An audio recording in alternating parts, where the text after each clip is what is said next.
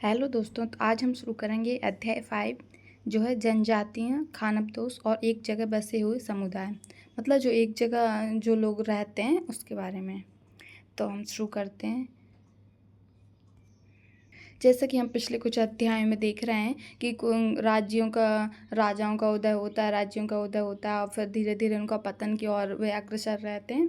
इसी बीच कुछ कलाएं जैसे दस्तकारी और उत्पादक गतिविधियों की कई किस्में उभरती हैं, गांव में फल फूल रही होती हैं और एक लंबे समय के अंतराल में महत्वपूर्ण राजनीतिक, सामाजिक और कुछ आर्थिक परिवर्तन आते हैं।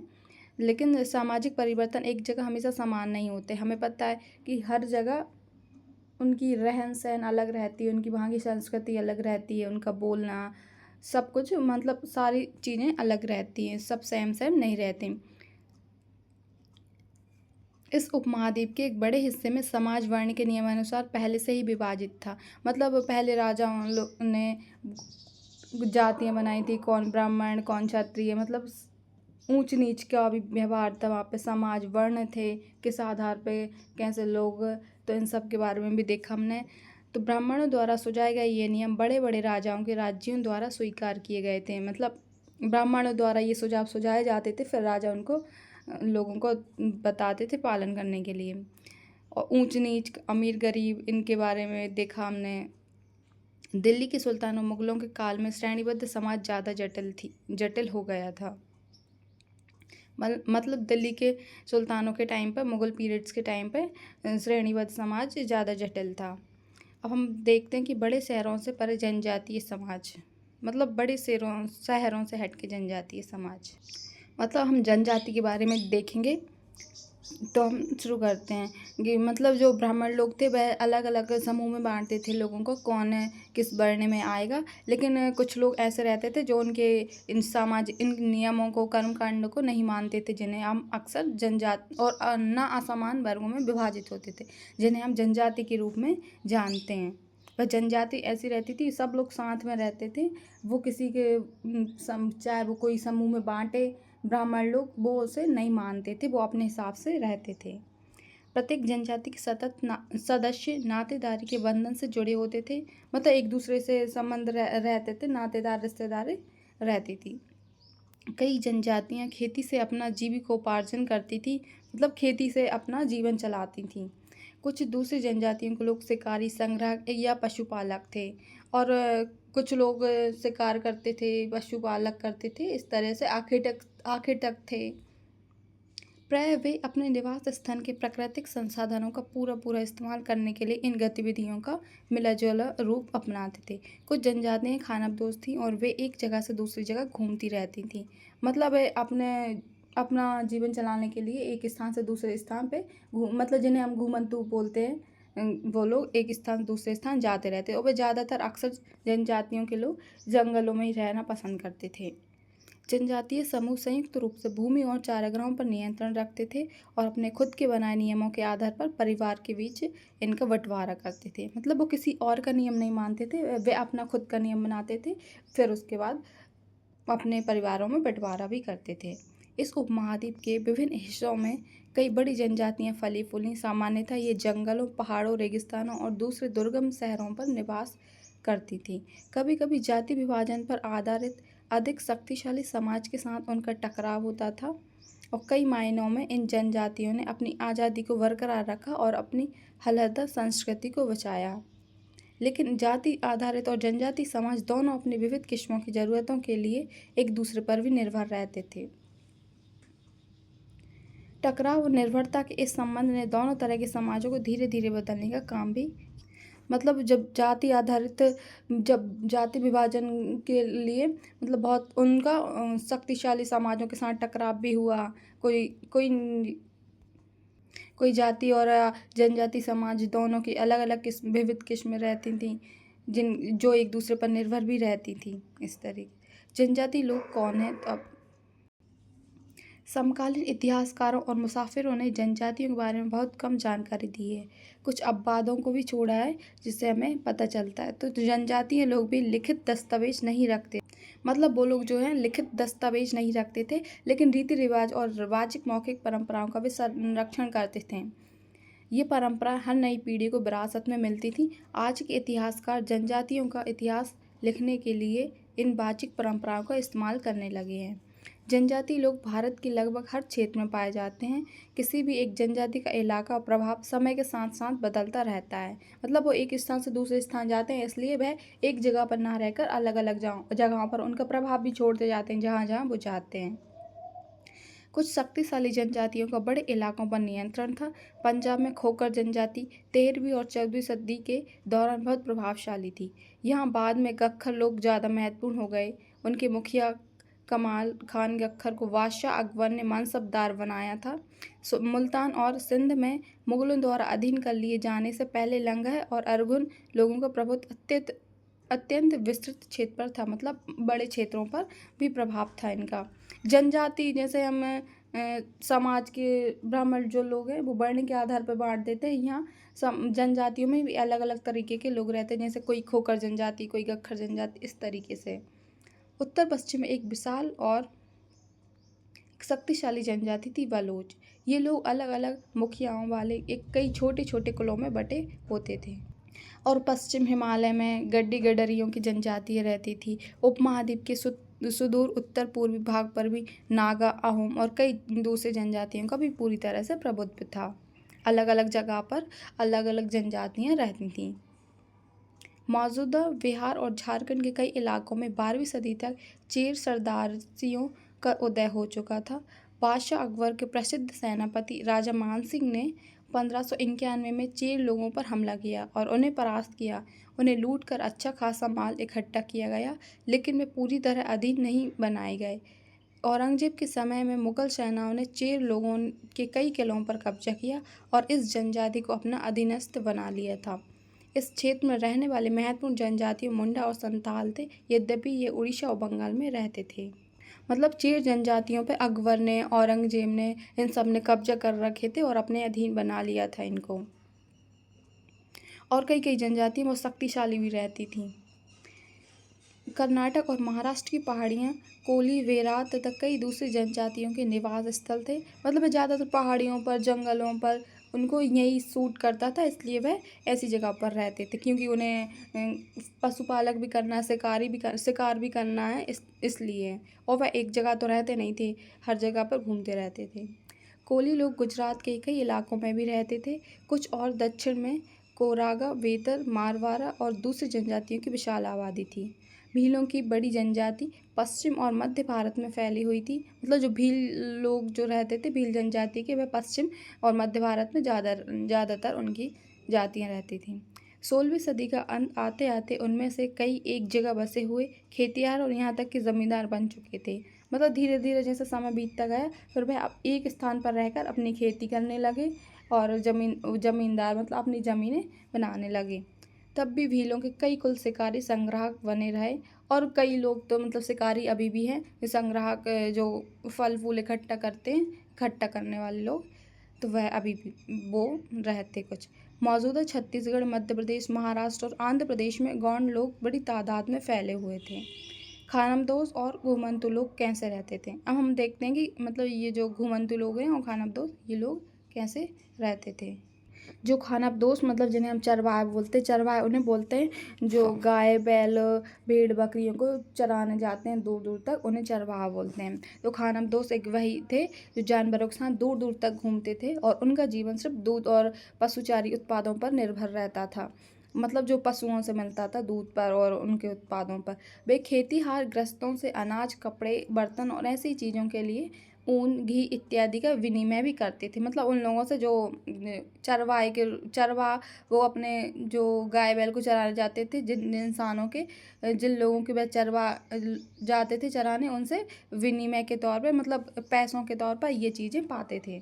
कुछ खानाबदोश अपने जानवरों पर सामानों की ढुलाई का काम भी करते थे।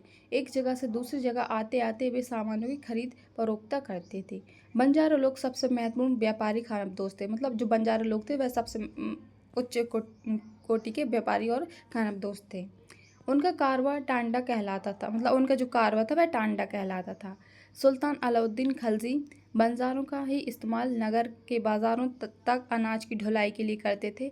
बादशाह जागीर ने अपने संस्मरणों में लिखा है कि बंजारे विभिन्न इलाकों में अपने बैलों पर अनाज ले जाकर शहरों में बेचते हैं। सैन्य अभियान के दौरान वे मुगल सेना के लिए खाद्यान्नों की ढुलाई का काम करते थे। मतलब जो बंजारे लोग थे वे मुगल शासन में खाद्यान्नों की ढुलाई का काम करते थे। किसी भी विशाल सेना के लिए 1 लाख बैल अनाज ढोते होंगे। तो हम देखते हैं अब बंजारे के बारे में कि ये कैसे थे। 17वीं शताब्दी के आरंभ में भारत आने वाले एक अंग्रेज व्यापारी पीटर मुंडी ने बंजारों को वर्णन किया है। मतलब जो भारत आए जो अंग्रेज व्यापारी पीटर मुंडी, उनने बंजारों का वर्णन किया है। सुबह हमारी मुलाकात बंजारों की एक टांडा से हुई जिसमें 1400 बैल थे। सारे पशु गेहूं और चावल जैसे अनाजों से लदे हुए थे। ये बंजारे लोग अपनी पूरी घर गृहस्थी, बीवी और बच्चे अपने साथ लेकर चलते थे। एक टांडा में कई परिवार होते थे। उनका जीने का तरीका उन बहाकों से मिलता जुलता है जो लगातार एक जगह से दूसरी जगह जाते थे। मतलब अपने साथ तो सब अपनी जो जीविका थी, रहने की जो भी चीज़ें हैं साथ में, अपने बीवी बच्चे सब लोग साथ में चलते थे और एक जगह से दूसरी जगह जाते रहते थे, एक जगह नहीं रहते थे। गाय बैल उनके अपने होते थे। कई बार वे सौदागरों के द्वारा भाड़े पर नियुक्त किए जाते थे। भाड़े पर मतलब किराए पर। लेकिन ज़्यादातर वे खुद सौदागर होते थे। अनाज जहाँ सस्ता उपलब्ध है वहाँ से वे खरीदते और उस जगह ले जाते जहाँ वह महंगा है। मतलब वे सस्ता अनाज खरीद कर उस जगह से, और जहाँ महंगा अनाज बिकता है वहाँ पे जाके बेचते थे, उससे उन्हें फ़ायदा होता था। वहाँ से फिर ऐसी चीज़ें लाद लेते थे जो किसी और जगह मुनाफे के साथ बेची जाती थी। मतलब उनका व्यापार चलता रहता था इस तरीके से, जहाँ सस्ती चीज़ें खरीद कर महंगी बेचते थे। हम देखेंगे कि कई पशुचारी जनजाति मवेशी और घोड़ों जैसे जानवरों को भी पालने, पोसने और संपन्न लोगों के हाथ उन्हें बेचने का काम भी करती थी। छोटे मोटे फेरी वालों की विभिन्न जातियां भी एक गांव से दूसरे गांव भ्रमण करती थीं। ये लोग रस्सी, सरकंडे की चीज़ें, फूस की चटाई और मोटे मोटे बोरे जैसे माल बनाते और बेचते। कभी कभी भिक्षुक लोग भी घुमंतु सौदागारों का काम करते थे। मतलब जो भिक्षुक थे, जो मांगने वाले, वह भी सौदागारों का काम करते थे। नर्तकों, गायकों और अन्य तमाशबीनों की भी जनजातियाँ थीं जो विभिन्न नगरों और गांवों में कमाई के लिए अपनी कला का प्रदर्शन करती थीं। बदलता समाज, नई जातियाँ और श्रेणियाँ। मतलब हम जो नई जातियाँ आएंगी उनके बारे में देखेंगे, उनकी श्रेणियों के बारे में और बदलते समाज के बारे में। तो जैसे जैसे अर्थव्यवस्था और समाज की ज़रूरतें बढ़ती गईं, नए हुनर वाले लोगों की आवश्यकता पड़ी। जैसे जैसे समय निकलता गया वैसे वैसे नए हुनर वाले लोग आते रहे। वर्णों के भीतर छोटी छोटी जातियां उभरने लगी। उदाहरण के लिए ब्राह्मणों के बीच नई जातियां सामने आईं। दूसरी ओर कई जनजातियां और सामाजिक समूहों को जाति विभाजित समाज में शामिल कर लिया और उन्हें जातियों को दर्जा दे दिया गया। विशेषतः प्राप्त शिल्पियों जैसे सुनार, लोहार, बढ़ई और राजमिस्त्री को भी ब्राह्मणों द्वारा जातियों के रूप में मान्यता दे दी गई। वर्ण की वजह जाति समाज के संगठन का आधार बनी। मतलब वर्ण के आधार पर जैसे क्षत्रिय वर्ण, ब्राह्मण वर्ण, इस तरीके से वह समाज के संगठन का आधार भी बनी। हम देखते हैं कि जाति पर विचार विमर्श करेंगे। वर्तमान तमिलनाडु के तिरुचिरापल्ली तालुक में स्थित उय्याकोंडन उदयगर के 12वीं शताब्दी के अभिलेख में ब्राह्मणों की एक सभा के विचार विमर्श का वर्णन मिलता है। ये वे रथकारों, जैसे रथ बनाने वाले लोग रहते हैं, तो की सामाजिक स्थिति का विचार विमर्श कर रहे थे। उन्होंने इस जाति के कामकाज तय किए जिसमें वस्तुकला, रथों और गाड़ियों का निर्माण, मंदिर बनाना, मूर्तियां स्थापित करना, बलि के लिए लकड़ियों से बने साज सामान तैयार करना, मंडप बनाना और राजा के लिए जेवर बनाना शामिल था। 11वीं और 12वीं सदी तक आते आते क्षत्रियों के बीच नए राजपूत गोत्रों की ताकत में काफ़ी इजाफा हुआ। मतलब नए गोत्र भी शामिल हुए, इजाफा हुआ उनका। वे हूण, चंदेल, चालुक्य और कुछ दूसरी वंश परंपराओं से आते थे। इनमें से कुछ पहले जनजाति में आते थे और बाद में कई कुल राजपूत मान लिए गए। मतलब पहले तो ये जनजाति में भी आते थे और उनमें से कोई कोई सी जनजातियाँ राजपूत में भी माने जाने लगी। धीरे धीरे उन्होंने पुराने शासकों की जगह ले ली, विशेषतः कृषि वाले क्षेत्रों में। यहाँ कई तरह के परिवर्तन हो रहे थे और शासकों ने शक्तिशाली राज्य के निर्माण में अपनी संपदा का इस्तेमाल भी किया। शासकों के रूप में राजपूत गोत्रों के उदय के उदाहरण का जनजातीय लोगों ने अनुसरण किया। धीरे धीरे ब्राह्मणों के समर्थन से समर्थन से कई जनजातियाँ जाति व्यवस्था का हिस्सा बन गई। मतलब जो जनजाति थी उन्हें भी जाति व्यवस्था में शामिल कर लिया गया। कोई राजपूत गोत्र में मिला लिया गया और कोई अलग अलग गोत्रों में भी शामिल कर लिए गए। उन्हें भी जाति व्यवस्था का हिस्सा बना लिया गया। लेकिन केवल प्रमुख जनजातीय परिवार ही शासक वर्ग में शामिल हो पाए। उनकी बहुसंख्यक आबादी समाज की छोटी जातियों में ही जगह बना पाए।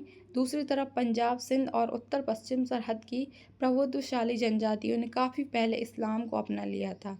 मतलब कुछ जनजातियों ने इस्लाम को अपना लिया था और उनकी सारी जनजातियों को ही शामिल नहीं किया। कुछ कुछ जनजातियों को जो अच्छे शासक वर्ग में जो शामिल होने लायक रहते हैं उन्हीं को शामिल किया गया।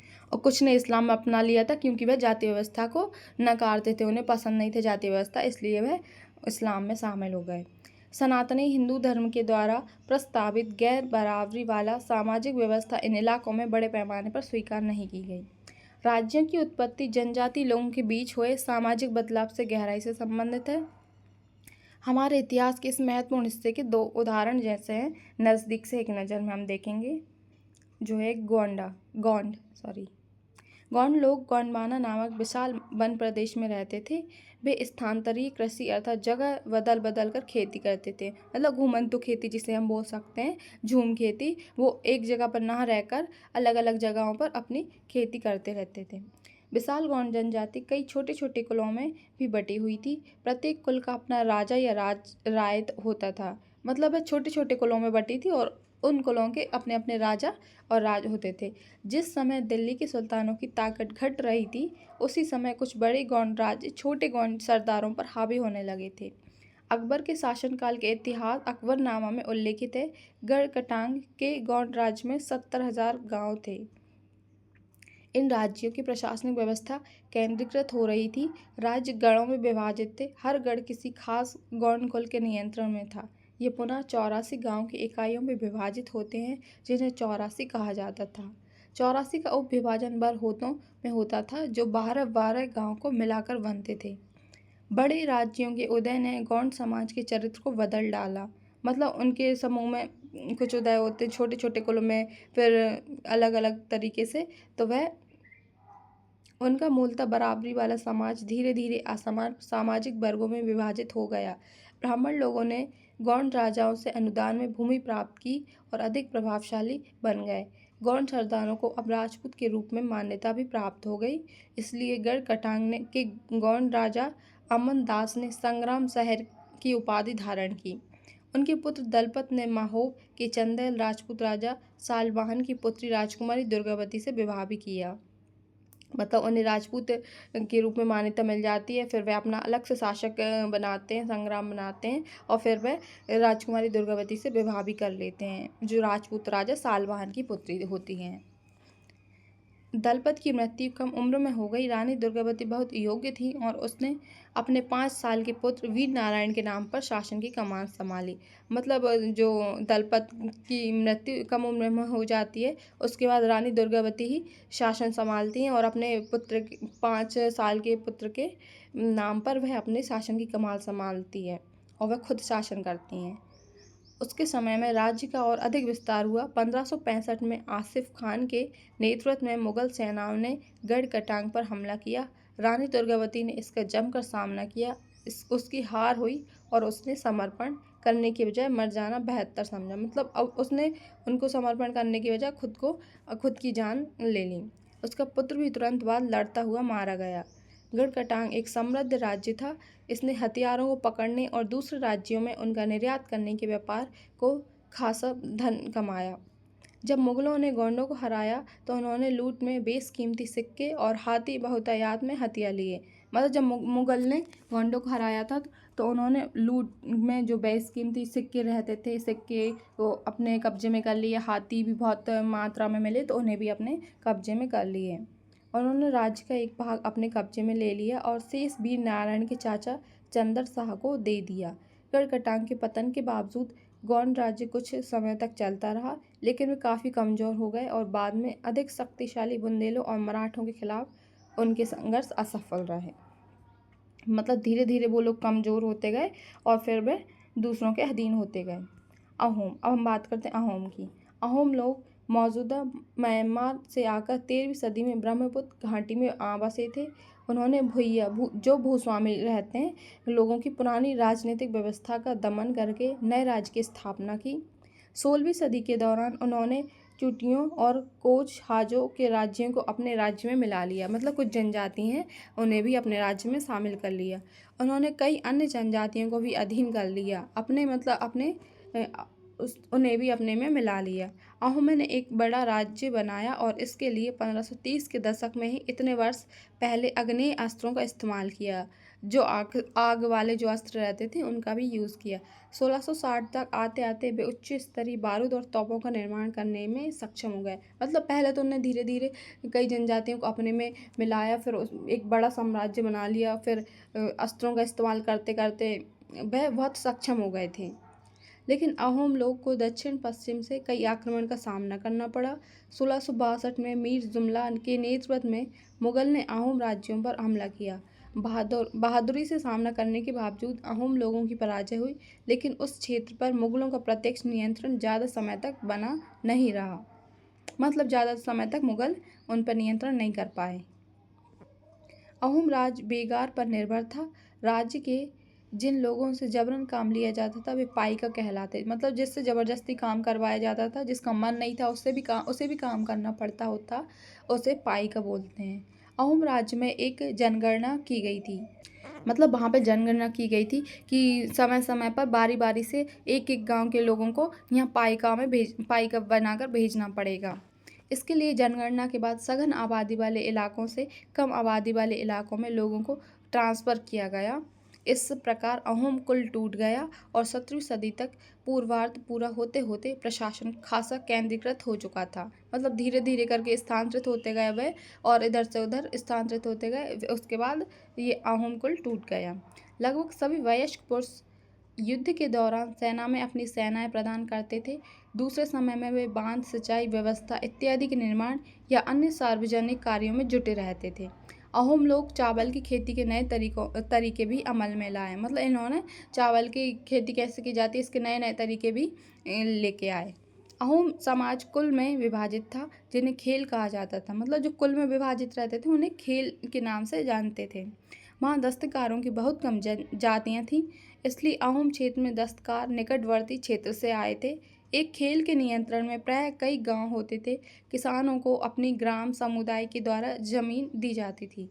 समुदाय की सहमति के बगैर राजा तक इसे वापस नहीं ले सकता था। मतलब अगर उनके समुदाय की अगर परमिशन नहीं मिलेगी तो राजा तक इनकी ज़मीन को वापस नहीं ले सकता था। शुरुआत में अहोम लोग अपने जनजाति देवताओं की उपासना करते थे, लेकिन धीरे धीरे आते आते 17वीं शताब्दी तक पूर्वार्ध में ब्राह्मणों के प्रभाव में जब बढ़ोतरी हुई तो फिर मंदिर और ब्राह्मणों को राजा के द्वारा भूमि अनुदान में दी गई। शिव सिंह जो 1714 से 44 के काल में हिंदू धर्म वहाँ का एक प्रधान धर्म बन गया था, लेकिन अहोम राजाओं ने हिंदू धर्म को अपनाने के बाद अपनी पारंपरिक आस्थाओं को पूरी तरह से नहीं छोड़ा था। मतलब उन्हें हिंदू धर्म तो अपना लिया था, पर अपनी जो पारंपरिक प्रथाएं थी, आस्थाएं थी, उन्हें पूरी तरीके से नहीं छोड़ा था। अहोम समाज एक अत्यंत परिष्कृत समाज था। कवियों और विद्वानों को अनुदान में जमीन दी जाती थी। नाट्य कर्म को प्रोत्साहन दिया जाता था। संस्कृत की महत्वपूर्ण कृतियों का स्थानीय भाषा में अनुवाद भी किया जाता था। वे नाट्य और कर्म को प्रोत्साहन देते, मतलब संस्कृति को बढ़ावा देते थे। बुरंजी नामक ऐतिहासिक कृतियों को पहले अहोम भाषा में और फिर असमिया में लिखा गया। मतलब वहाँ की जो ऐतिहासिक कृतियाँ हैं उन्हें अहोम और असमिया भाषा में लिखा गया। अब निष्कर्ष देखते हैं। जिस युग की हम चर्चा करते आए हैं उस युग के दौरान उपमहाद्वीप में काफ़ी सामाजिक परिवर्तन हुआ है। वर्ण आधारित समाज, जनजाति लोग एक दूसरे के साथ लगातार संपर्क में आते रहे। इस आदान प्रदान ने दोनों तरह के समाजों में अनुकूलन और बदलाव की प्रक्रिया चलाई।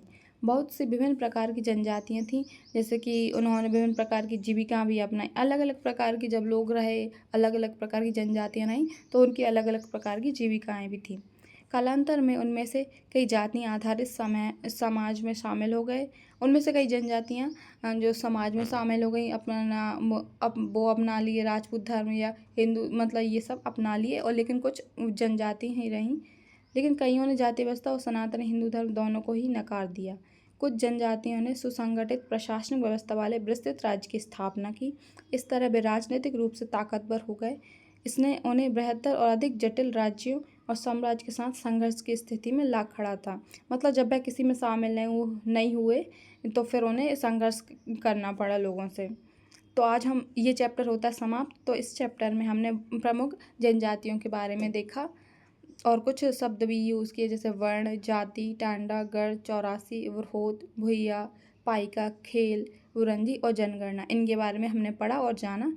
तो ये चैप्टर समाप्त होता है। तो अब मिलेंगे अगले चैप्टर में।